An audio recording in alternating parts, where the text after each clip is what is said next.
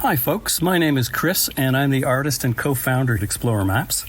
My brother Greg and I produced our first map about 11 years ago, doing the map of Montana, and our list of maps has grown from 1 to our current tally of over 65. Which map will you get to help you treasure your own special times? Please be sure to use the promo code Mandela for a discount when you visit explorermaps.com.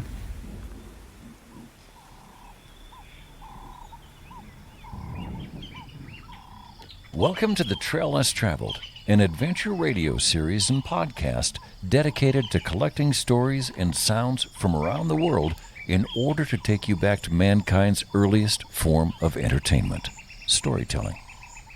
This episode was recorded on location in Zambia in collaboration with Game Rangers International. This project was made possible due to the generous contributions of Explorer Maps. Missoula, Montana is a mecca for outdoor enthusiasts, and each week we will bring you tales of adventure from both near and far, as well as information and inspiration and a few tunes to set the mood. You can subscribe to the podcast and learn about our international outreach projects at traillesstraveled.net. And now, here's your host, international expedition guide, conservationist, and yogi, Mandela.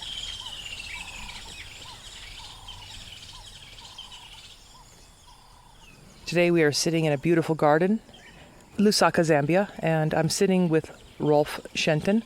He is a regenerative farmer, wildlife guide, and co-founder of the Grassroots Trust. Their intention is to develop and share regenerative management for agriculture. First and foremost, thank you so much for agreeing to share your story with me. Well, it's lovely to meet you, Mandela. We've been hearing all about you on your travels with Charlie.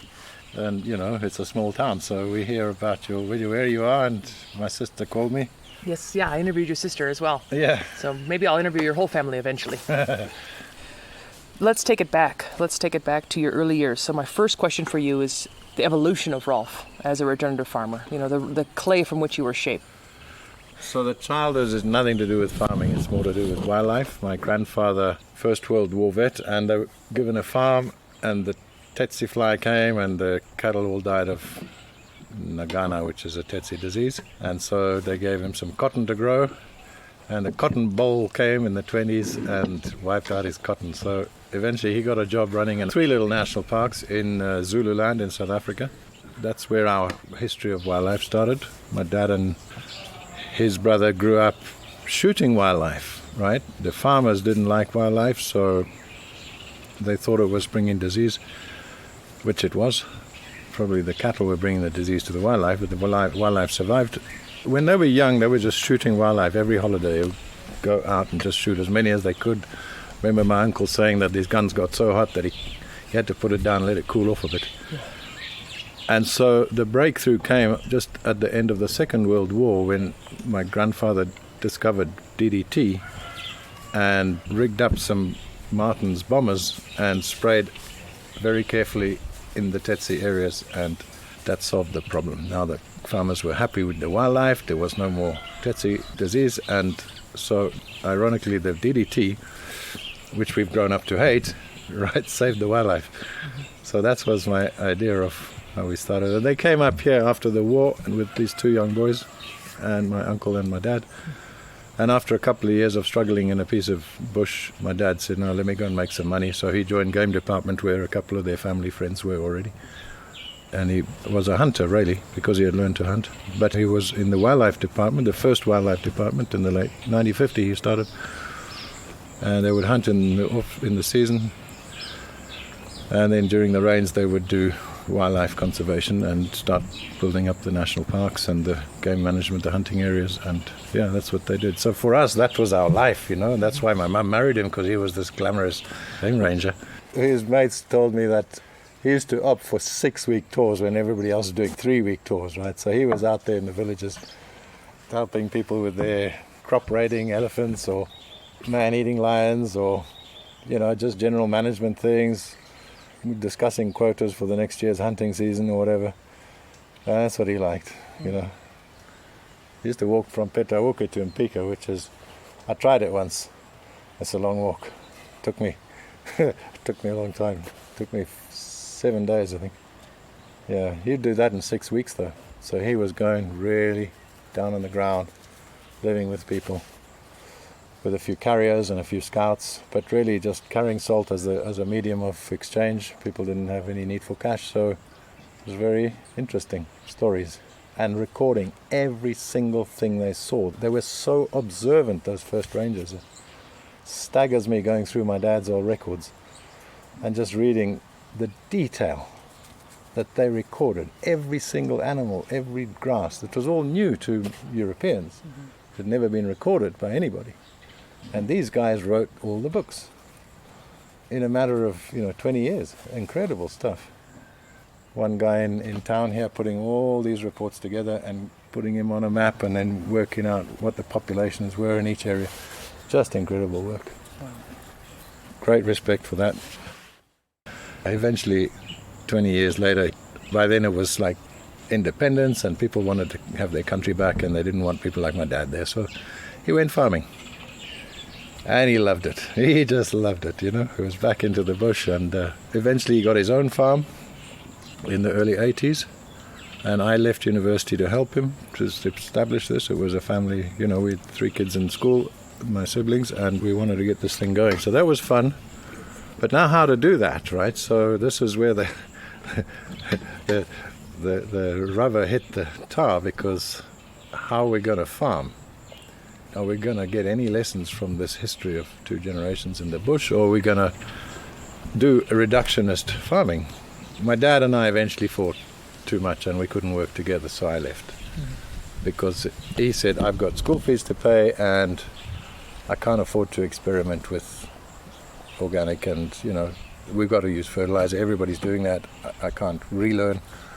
It was a fundamental issue. It was an existential issue because he was a conservationist and here he was nuking the soil with herbicides and pesticides and every side you could think of and, pouring fertilizer on there, which clearly was making the soil. I mean, we bought this old farm and it was like a big lake when it rained. The water wouldn't go down.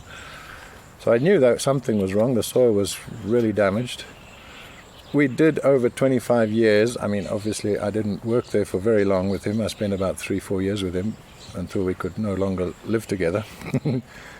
But we've always been in touch and we've always been part of the family farm. If it's planting time, we all go back and help. So over 25 years, we did manage to restore the soil a bit by doing some basic stuff, rotation with legumes, soybeans, maize, adding some other stuff in once in a while, leaving parts of the farm to regrow and get a bit more bush, and it was a good thing. But what was interesting for me is then I got elected as a representative in the parliament, right? And I was only 27, so suddenly I was in charge of like 107,000 people, I think, in terms of their future, their life, their everything, their agriculture policy, their clinics, their schools, their roads, I was their mother, their father, their uncle, everything. It was terrible. It was the worst thing that's ever happened to me. And suddenly I had to sharpen up and say, right, this is reality. Here are people that don't have title deeds, that got not much school. There's about, I think, the average farmer here has about 4 years of school. So even the basic things that we took for granted, that I could come out of school and help set the planter because I knew how the thing was set up and could get the right amount of fertilizer on with the fertilizer spreader and things like that. It would be tricky if you've only got 4 years of school. So we had to start really rethinking this, or I did. And it started me on a journey to think about, okay, how can we do it for the Zambian context, which is pretty much most of Africa's context and probably half of Asia, and I found out, a lot of South America, and really the majority of the world are in this context. And as I sort of try to solve their immediate problems, I started realizing that they have a lot more wisdom than I've ever imagined, right? They knew about trees and they knew about soils and they knew about communities and collective management and all sort of things that I hadn't really thought about. I thought it was just a matter of getting the fertilizer on time and getting the right seed and you'd be fine. But it wasn't. So I've been on a huge learning curve. Rolf, I actually sat down with your sister the other day, been going around Zambia, documenting stories from the front lines of conservation, and I talked to your sister mainly to really kind of get the aspect of the history of conservation in this part of the world. And so I was hoping that you could reflect a little bit more on that before we dive deep into regenerative farming. Yeah. So your father, Barry Shenton, he was one of a team who helped develop conservation in this country. Well, develop modern conservation. What's become apparent to me is the arrogance of colonialism. Didn't notice that there was actually a really good management here.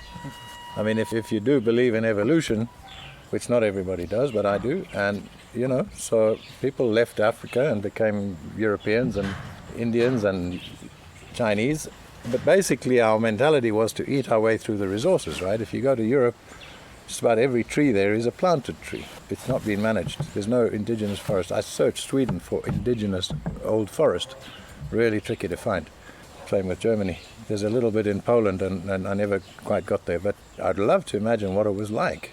What drew people up to these cold places? Vast herds of wildlife, vast diversity of resources, and you just don't see it anymore. So basically, we come back to Africa after 40,000 years, and we find the place still intact, pretty much intact, right? Huge herds of wildlife, huge forests, diversity like you've never seen. I mean, our forest here, I think it's got 8,500 species, according to WWF. That's a huge amount of diversity just on plants. Only 300 of those are deep-rooted trees, right? The rest are shallow-rooted plants, which, well, now we just sort of burn them. But all these were part of the economy and the so-called conservation. They were managed. That was life for people here. And so I've come to respect the traditional system much more than I ever dreamt I would, because I realized what a huge mistake it's been for colonials to impose arrogant, top-down, reductionist management. And so that includes the national parks, which my dad helped create, right? I think they're wrong. By excluding parts of the country and saying to people that's where you're not allowed to hunt, it basically meant that you could hunt the hell out of and cut all the trees in the rest of the country. So protected areas, for me, are actually a problem now. Isn't that funny? Let's talk about conservation on the African continent before colonialism. What were some of the practices? Well, I don't think there was such a concept as conservation, but everybody lived their life. I've imagined, and I've talked to a lot of chiefs, traditional people here, traditional leaders, about how their people came. And it would be one strong man coming out of Congo or coming from South Africa or somewhere and settling on a nice piece of land, and then, he'd need people to manage this land.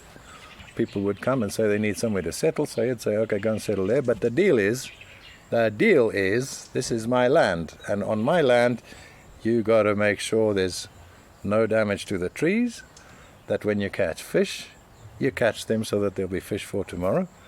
And when you hunt in a way that you only hunt males, you only hunt mature animals, and of an edible species. We don't eat hyenas here, So there were a lot of rules, and those rules evolved into what we call Malamulo in the east, or Milau in the south and the west, or Amafundi in the north. This is the rule system, or the management system, I like to think about it as. And it's very integrative. If you got married and you needed to build a house for your wife, you'd have to go down to the headman, to the nduna, and say, sir, I've got a problem, And you know how people are very polite here, and they take hours. And I've got married, and I need a house, and I need to go and cut some poles and get some grass and build a house. And you'd say, can I cut them over here near my dad's place? And he'd say, no, those aren't ready yet. You have to go over there. Oh, that's miles away. Well, those are the ones that are ready. They were micromanaging the forest. An old guy told me in Senanga once that if a guy wanted to go fishing on the Zambezi River, and it was a big business, and he wanted to make a boat, again, same thing. He'd say, oh, there's a tree that's, nice and big. Can I cut it down? But he'd always ask. Every decision was made within some kind of authoritarian structure. And so there was a respect for the authority, and the authority had a respect for the one above him. So basically everything belonged to the king, or the Lutunga. Lutunga means land. So his main responsibility means looking after the land. And so every decision had to be made. And if you broke the rules, The one guy told me that if you killed a hippo in the river, because the hippo were valued for their role in opening up the channels and keeping the water moving and the fish flowing, and if you killed one illegally, you'd have to dry it and carry it to the king. Now, he may be 150 kilometers away. It'd take you a year. Yeah. So that was a huge punishment. Nobody ever did that. So I think there were obviously much more subtlety into this thing. I mean, there was spiritualism to protect areas. They used this final power, which was what people call witchcraft now, but it's, as a conservation tool to protect certain areas where you weren't allowed to cut trees or not allowed to go. So yeah, I think that we lost a genius there. There's a genius in that, an evolved genius. And my excitement was then to find eventually some way of rebuilding this in a logical way, which is holistic management. Right? Alan Savory, he poo-poos me because I'm always raving about the village system. And he says, no, it was still reductionist, it was still slowly destroying the world. They say, yeah, okay, maybe. But they recognize the need to move their cattle in a seasonal way, migration, grazing. They knew if they stayed in one place, the disease would build up and the cattle would die. So without DIP, without vaccines, without any kind of modern veterinary tools or any antibiotics, people had many more cattle than they have today in amongst huge herds of wildlife, right? Just down here on the Kafue Flats, not far from where we're sitting, is the big Kafue floodplain, and every year that would flood and ebb and flow. And it's big, it's like 6,000 square kilometers of periodic big river that comes down and floods. So magnificent vegetation, no trees, just grasslands, rich grazing, I mean, you can imagine. So there were between 3 and 9 million wildlife on there. Okay, some of the estimates from the first European hunters were 9 million wildlife. So let's take the bottom one, 3 million, plus 1 million cattle, estimated by the first district administrator in 1902, and the first priest. They collaborated and worked out there must have been 4 million animals on there at least. Now, 4 million animals in 6,000 square kilometers, that's a high density of animals by any standards. So, it always made me think about the Midwest where you had these, it was 50 million bison running across America and keeping that grassland going. And I've understood that was the ebb and flow of everything. That designed the grass, the way people lived, everything.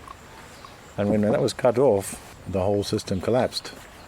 So I don't think people shot the wildlife out. I don't think it died because of humans hunting too much. I think it died because it couldn't move anymore, right?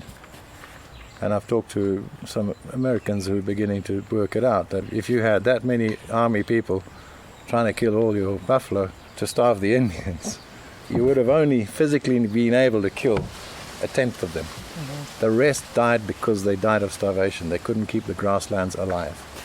And so that's really become fixed in my head, that you've got to have these big herds of hooved ungulates going over this land to keep it alive, to keep the soil alive, to stop the fire burning, because, if there's too much biomass, it's going to burn. Some crazy guy's always got matches. These days it's even easier. In the traditional times, it was really, my dad explained, and Norman Carr, who I worked with quite a lot as well, an old hunter guy, they assured me that only the headman was allowed to burn.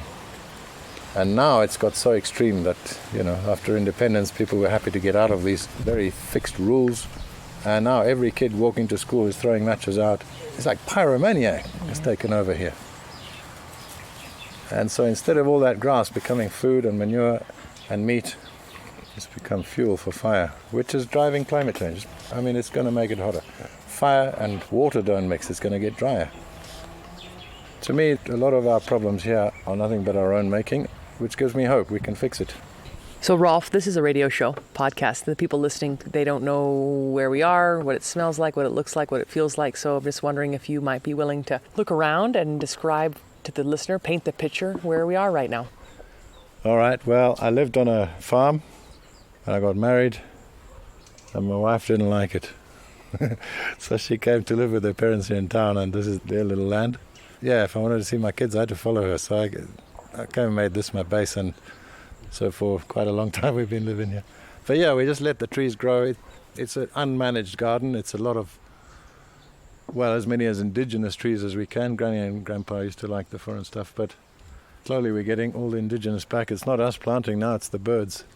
There's just so many birds. Look at them. There's a paradise flycatcher up there with a long copper tail. Can you see him? Oh, yeah. Yeah. There's lots of those calling all day. That's his little call. And there's sunbirds, some hawks that come around, and it's quiet. It's only a kilometre from the main road, but it's quiet. We like it. It's cool.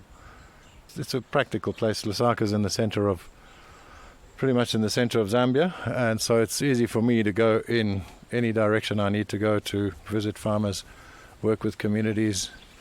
When I say farmers, it's the broader sense of farming, right? It means maybe farming wildlife, farming forest, farming all sorts of mushrooms in the forest, or fish in the river. So for me, farming means a much broader thing than growing maize and soybeans in the Midwest. Yeah. Can we talk about your life as a wildlife guide?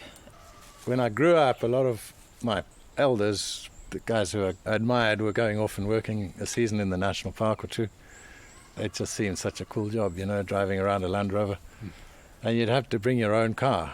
So it was always really broken down cars. I mean, it was the young guys who maybe scrounged an old Land Rover off their dad at the farm and fixed it up. I remember one guy couldn't do left turns, so he could only go straight or right, okay? So every time he got to a left turn, he'd have to go right, find a way through all the trees and come eventually and go straight, and end up going left. So Rolf, that was a Land Rover, right? that's a Land Rover, you know them. And They of keep course, coming up. They keep coming up in every interview we do. yeah, so first thing I learned is mechanics, right? How to fix these things so that they can go left and right, right? I mean, it was ridiculous. It's just to reset the pinion on the steering. But anyway, such was the game. And so when my mum, when I'm growing up, and my mum's saying, "What are you going to do?" I say, "Let me just go and work in the national." No. You got to go to college. You got to become an engineer or something useful. You can't be they did drink a little, and it seemed an irresponsible lifestyle to be a guide. So I was banished from that. We got a table of guides here, so. Yeah, I know. Well, I'm sure we've all somehow snuck away from our parental role. Anyway, so then I said, all right, well, look, the way I see it is Dad needs help at the farm. So I started university, but I wasn't really interested in it. It really was boring. So let me go and help him. And then in the off-season, I said, gee, Norman's down there trying to get this safari going. Let me just go and help him, and I'll be back, a couple of months, and then I'll go to college. And that's how it kind of evolved. So I became a guide long before there were licenses or anything like that. And then one day, I think partly me and a couple of mates had said, look, we can't just be these temporary people here. We want permanent jobs as guides, so we need proper qualifications. We can't be competing with unqualified people from all over the world coming in just for a season. We want to be professionals. So they said, all right, we'll get a license. And I did sit my license, and I just walked that route which I told you about with my dad, walked across the valley, across the Luangwa. So I remember the three interrogators, they asked me, how did you get here? And I said, I walked. They said, where did you walk from? I said, from the escarpment. How long did it take you? I don't know, about 3 days, 4 days. Did you walk through the national park? Yeah, I did, yeah. Do you know that's illegal? I said, yeah, I do. But it was the shortest way. I couldn't have managed the other way. It's very dry. Okay, so, well, you survived. So you can have your practical. You can pass your practical, right? You obviously know what you're doing in the bush. And then they asked me some trick questions. What's a rhinorium? What the hell's a rhinorium, man? I said, well, maybe where you keep rhinos? My dad had been involved in the capture of rhinos, and I thought this was some trick question. Well, it's not. It's actually the soft part of the muzzle of a horse, right? You didn't know that. I didn't know that. So I failed this exam. So I failed the practical. Well, they passed me on both because they knew I'd know. So I got away lightly, but I know that the guides these days have to really sweat it out over volumes of history. And we had to know 100 birds and 50 trees to qualify to work there. But it really is rigorous now, and the guides are fantastic. Mm-hmm. They really are. And people pay for guides now. I mean, you pay a lot of money to come here. I think we were on cheap safaris then. It was so grateful if somebody could actually make it all the way to the Luangwa Valley in those days. Yeah. Now it's a big business, and it's very professional. Rolf, a couple of times you mentioned someone named Norman Carr. Yeah. So for people listening in Zambia, they maybe know who he is, but can you tell us about Norman Carr and what he was known for? And you worked with him, hey? I worked with him. My dad worked for him in the early 50s. Norman was born in Mozambique, actually, at the delta of the Zambezi, at Kiruman, and grew up there, went to school in England, came back and lived in Malawi, but always loved hunting and used to sneak across to Zambia. There weren't too many borders then, and take as many elephants as he could out of the Luangwa Valley. And then he sort of realized in the 30s that this is not good. This is going to finish, and that they need to start doing something. So he became an elephant control officer, and that was the most that the government had back then. Everybody felt that the big money in this part of the world was ivory, and so everybody was shooting as much ivory as they could. And so it wasn't the first generation either. It was the Tipu Tip and people like that before. There was a guy called Matakenya at the confluence of the Luangwa and thing in the 1800s, and he ran slaves and he ran all sorts of things, but his big thing was going on a 3-year hunting safari up in Luangwa with 3,000 people. I mean, these things were... There must have been vast, vast herds of wildlife here before the Arabs came, before the Europeans came, and just started slaughtering. So elephant control officer was the first thing Norman became. And then later on he joined the first game department in 1948, I think, the formal proper game department. And my dad joined in 1950 as a young guy, and Norman took him under his wing to some extent and showed him the ropes. Our families have been friends ever since, and we've had a lot to learn from them. Norman was a fantastic guy. He's written 5 books, I think, and he was really an experienced guy. At a hard time in the war, in the North African battles with Rommel, and man, the guy had some experience. But he didn't know how to fix things, and we did, so we've always been close to them. I've actually heard that part of the reason walking safaris started was because of 3 broken down Land Rovers. Is that true? No doubt. Absolutely no doubt. They're hopeless. Can't fix a bottle top opener. Yeah. We've always been a practical family, and there's brilliant families, academic families around, and you always kind of work together because you need each other. Norman really had some visions, and he was the one that really guided the first Zambian government into a policy to steer away from just the big opportunity from East Africa, the big numbers, keep it small, make it small and exclusive and expensive. That fits in our environment better. And Norman's the one that visualized that and pushed it, and that's what we have now. We don't have huge crowds. I say crowds, I see crowds of 20, 30 vehicles around a lion in East Africa, and we just would not have that. So luckily, he's the guy who visualized all this. And also hunting safaris, which extended the protected areas. I mean, it's much bigger than the national parks. It's massive. The hunting areas are huge. There's no way tourism could handle that sort of area, but it's made all those areas into buffer wildlife areas where communities are able to live with wildlife as they did when they lived in the national park, but they have some ownership now, they have some control. And this is also something that Norman and me later on, I took it up because it was community-based natural resource management. Right? So how to get it back from centralized government, which it was for about 15 years only, and the wildlife collapsed. I mean, we lost 200,000 elephants in that period, and all the rhino basically. From the time when traditional managers were taken out of the decision-making, when Lusaka made all the decisions, during the real socialist period, in the early 70s. So for 15 years, all decisions were made by big people sitting in offices in Lusaka. And the locals just said, well, hell that, we're not going to live with these wildlife and be told how to manage them. Then they just slaughtered them. And then it became corruption, and then the corruption went upwards. And we lost 200,000 elephants.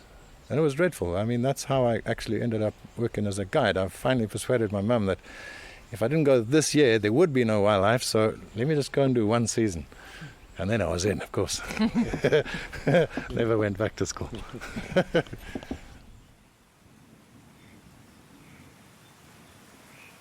Hi folks, my name is Chris, and I'm the artist and co-founder at Explorer Maps. My brother Greg and I produced our first map about 11 years ago, doing the map of Montana, and our list of maps has grown from 1 to our current tally of over 65. I've been drawing and painting for a long, long time, starting as an advertising illustrator in the 80s back in Canada, to exhibiting wildlife and landscape oil paintings in East Africa through the 1990s. But I find that what I'm doing now with Explorer is the most rewarding project I've ever been involved with, mostly because it's a family business, and helping to grow that business gives me a real sense of purpose. We've even got our daughter Becca in on the action, making short documentaries and videos. She's just done one of Costa Rica. And my wife Ness will be finding new markets for our Explorer products when we move back to Kenya in the summer. So that'll be great fun. On the topic of connecting people in place, hopefully these maps bring back memories of great holidays and fun with family and friends. And it makes people want to get out there and connect or reconnect with these places. Do I have a favorite map? I definitely do not have a favorite map. They're all my favorites because they're like my children. I love them all equally. How's that for a diplomatic answer? Anyway, thanks for listening. Hi, this is Vanessa, Chris's wife. Which map will you get to help you treasure your own special times? Please be sure to use the promo code Mandela for a discount when you visit explorermaps.com.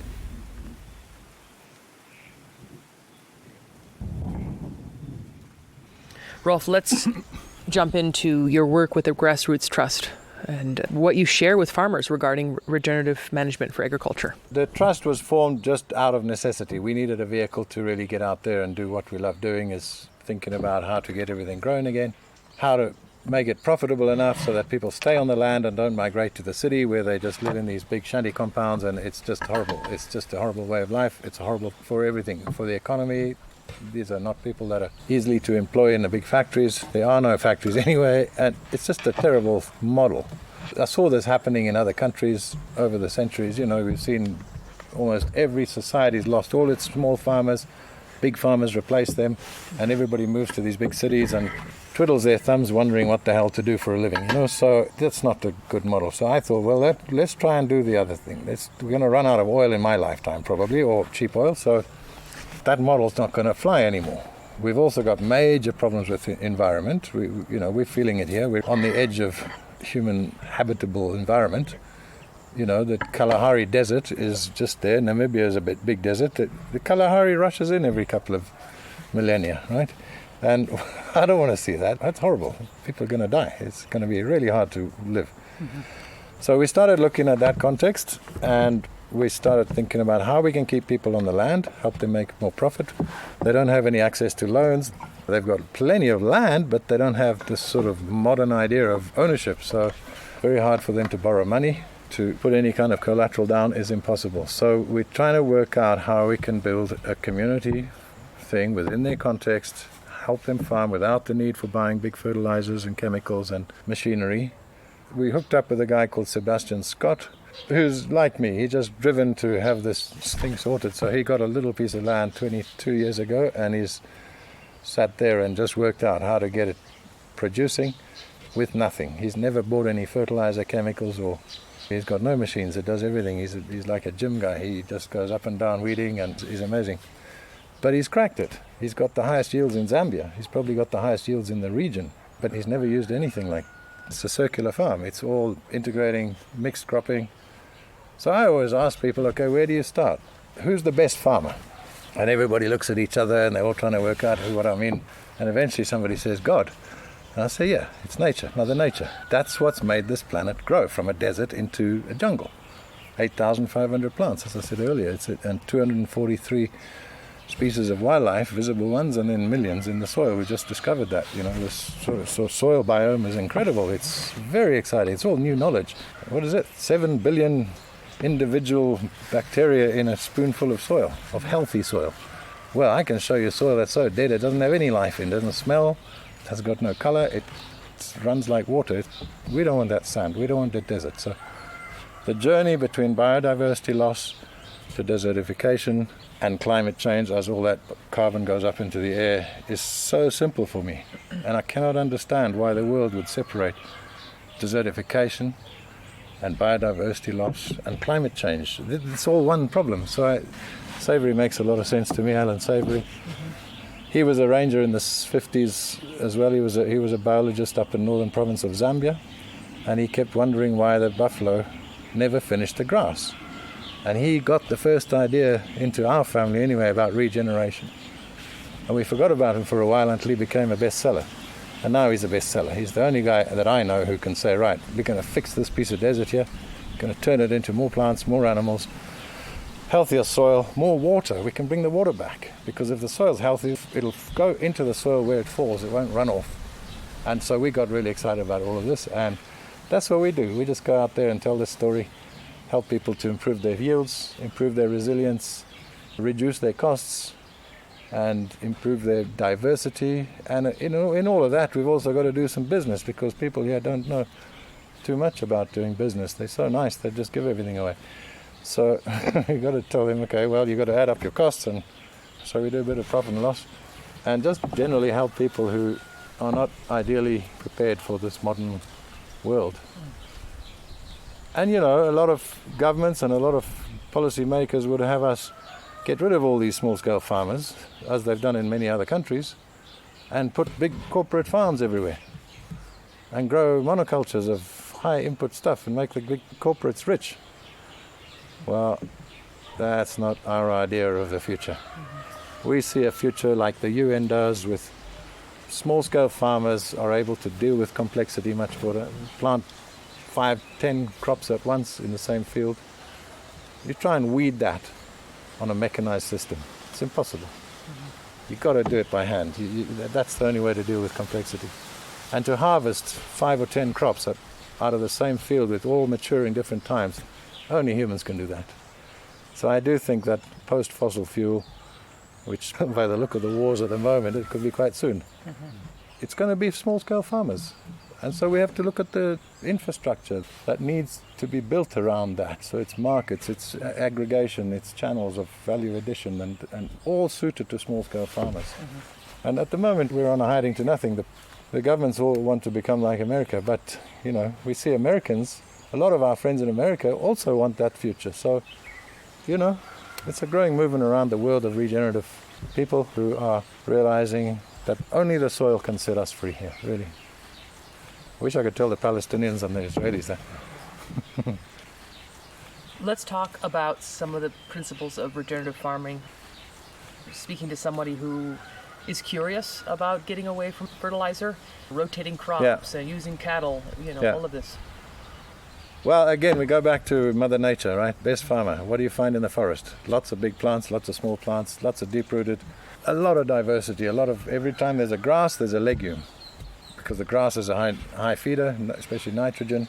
One of the biggest things that Sebastian has cracked is how to manage nitrogen in this environment, which, nitrogen loves going back into the air, because it's 78% in the air, and it's just dying to get back out of your soil, out of your crops, out of your everything, out of your manure into the air. So you've got to manage it. You've got to keep it there in the soil, in the manure, in the things. So that's where we've made a huge breakthrough, I think, in managing that manure. Some ideas have come from traditional ideas. There's been a big colonization of management. The management I was telling you before, this sort of genius of traditional management, a lot of it is been pushed aside, and the superior European management has come in. Right? So that's what everybody's trying to do now. And we're at pains to tell people, look, man, if you've got indigenous plants, indigenous adapted animals, these are the most suitable for this environment. That's why they're still alive. So don't try and big frame cows from Europe, where it's wet and virgin all year round. It's a feast, food forest over there, because it rains all the time, so it's green, there's plenty of grass. But here, it's hot and dry for 7 months a year, and then it just rains a bit. So your animals have to be real clever at picking out the nutrients and surviving without water, and that goes for wildlife. So I think that if it does get hotter and drier, we're going to need the indigenous wildlife even more. If the cattle die, even the indigenous cattle might die if it gets too hot. We may be farming buffalo or impala, and that's how I justify wildlife. I love wildlife, but that's a good way to tell people that in 20, 30 years' time, maybe those will be the only things that survive. I've seen impala in Namibia there. They don't even have water. They just get the moisture they need from the leaves. Adapted plants and animals. It's again, the best farmer uses that. So diversity, periodic impact of big herds of animals, that's basically how you got to farm here. And maybe everywhere. I'm sure the Midwest would benefit from a big herd of 50 million buffalo passing through it every year. Sometimes the hardest part is that first step. So what would you say is the first step for a farmer listening to get on to regenerative farming? For me, it's become clear that the first step is to remove the arrogance of man. You know, we have the very strong belief that we're more clever than anybody else around here. So I think for us it's humility, right? Just to admit that, okay, I'm down. My goats have eaten so much plastic because everybody's throwing plastic around. Their guts are full of plastic. They can't eat anymore. They died. The fire, because every kid's got a box of matches, has taken all my ground cover away. It's eaten all the grass. And now my animals are starving and there's no water. And I'm on my last legs. So are we in a position where we can actually listen to the best farmer, Mother Nature? And I think that's what it is to get people to really recognize how it was when they were young. When I was young, there were big herds of animals running around just about the whole country here. There were big plants, big animals. And now, you know, we're sprinting towards desert, really. We've got to be humble enough to recognize that we've been messing up and that we need to do something about it. And there's a lot of people around the world who've just done amazing work. I mean, we talked to Andriello in Mexico, and he's just turned this desert into a food forest. It's incredible what he's done with nothing, with about 1/10 of the rainfall we have. We're starving in abundance. They all laugh at us when they come here. Oh, what are you worrying about? Crikey, you've got healthy soils, you've got diversity, you've got everything. Crikey. If they can do it, we can easily do it. But we've got to be humble enough to listen. The most important thing is to recognize that the plants and animals are the things that are going to save us. More plants per square meter means more healthy soil and more water going into the ground. And all this climate change nonsense about floods and droughts, that's not climate change. That's bad management of soil. And that a lot of the problems that are really overwhelming the world right now, change. It's a symptom. Deal with the root cause. As Alan Savory has taught us, address biodiversity loss. And you can forget about desertification and you're going to make more money, you know, more resilience, and the future is bright. Beautiful. Thank you so much for your time and energy. I really appreciate it. Such a pleasure to talk to you guys. Yeah, let's get you to the airport. What song would you like to end your show with? It's called Bush Territory by Cactus Agony, aka Humphrey Mwila. His dad was the Minister of Defence with me when I was in Parliament, and I've got to know this son, and he's just the most prolific, energetic artist that we have in Zambia. And he's connected to the bush. We did Mama Zambia together. If you look on YouTube for Mama Zambia, you're going to see a beautiful song with my daughter and Cactus in Zambia. We put this song together for the environment. I go to Cactus as often as I can just to get that energy. He loves the environment. And Bush Territory, you can find it on YouTube. Great song. So far, how you feeling now? Yeah, let me know. It's all about your roots and culture. You got to know your history to know who you are. Roots and culture. It's part of your identity. It's who you really are. Me say roots and culture. You got to know your history to know who you are. Roots and culture. It's part of your identity. Let me know. This is Bush Territory where the Lion King roams. Place that I call my home. Hope you hear my song, so when you come to Africa, you can't turn around and say you didn't know. Bush Territory where the Lion King roams is the place that I call my home. So when you come to Africa, you can't turn around and say him now. Well, I say bang, goodly bang goes the village bongo drum. That's how you know that now you're walking in the land of Africa. Makes the words come out my mind as next I'm beating elephants. And I create a shockwave like earthquake vibration. Sending Zambian music tidal waves across the ocean to let them know that I can need a bit like megaton bomb. Don't underestimate what I can do cause I'm an African. Africa's the place the first mathematicians came from. Same place where Hollywood came in search of King Kong. And them create their big fantasy about Tarzan. But this is Bush Terry where the Lions King roams. Place that I call my home. Hope you hear my song, so when you come to Africa, you can't turn around. You can't turn around and say you didn't know. Where the Lion King roams, it's the place that I call my home. Hope you hear my song, so when you come to Africa, you can't turn around. One drop. You name the waterfall Victoria with David Livingstone, but tell me what the Queen of England got to do with this lion. Return the man from Broken Hill, you know where he belongs. Around the fire in the night we beat the drums and sing some smell of ganja, herb aroma coming from the Rasta campus. They prepare for the dawning of a revolution. The time is gonna come when you must know your position. You must repatriate yourself just like the prodigal son. There is a place for you right here under the tropical sun. Can't believe some didn't know until the topic was sung, that this is bush territory where the Lion King roams. It's the place that I call my home. Oh yeah, my song, so when you come to Africa, you can't turn around and say, you didn't know. Where the Lion King roams, it's the place that I call my place, I call my home. So when you come to Africa, you give me a mix, yo.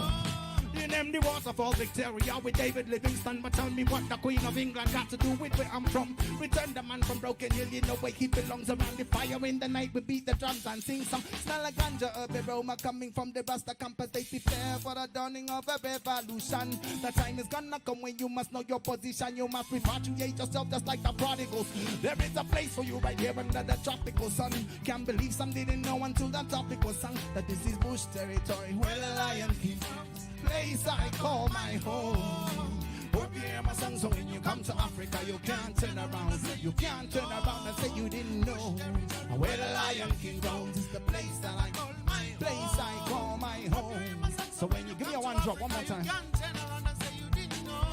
This was once Rhodesia, but now independent. Since 1964, my people never get amendment. We're freed from the slavery and the shackles of men, so we should never have to suffer from no master again. But when you cap yourselves away to live and rob another day, it's up to the old to teach the young about man like Cecil Rhodes. Cause not for them in this millennium, they don't know. You hear the sound of the conquering lion, then the thunder of the great wildebeest migration. Then the Mosotunia sends a great vibration, and everywhere you feel the spirit of the Zambian nation. It come from bush territory where the Lion King roams, place that I call my home. Hope you hear my song, so when you come to Africa, you can't turn around and say you did. Turn around and say you didn't know. Where the Lion King roams. Hope you hear my song, so when you come to Africa, you can't. Sit down, sit down, sit down, sit down.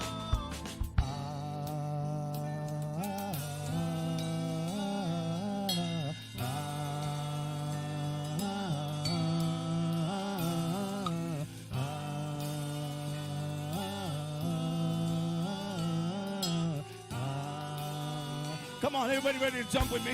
Come on, mix it, mix me. Roots and culture. You got to know your history to know who you are. Roots and culture. It's part of your identity, it's who you really are. Roots and culture. You got to know your history to know who you are. Roots and culture. It's part of your identity, it's who you really are. All that I want to say is that I was born a Bantu. Hey, in a bush territory where me stay, where the sun shines each and every day. All that I want to say is that I was born a Bantu. And hey, in a bush territory where me stay, where the sun shines each and every. All that I want to say is that I was born a Bantu. And hey, in a bush territory where me stay, where the sun shines each and every. So far sound, can you hear me? Yeah, sounds from a room, but bang, bang, bang. So I say, bush territory where the Lion King roams. It's the place that I call my home. Oh yeah, my song, so when you come to Africa, you can't turn around and say you didn't know.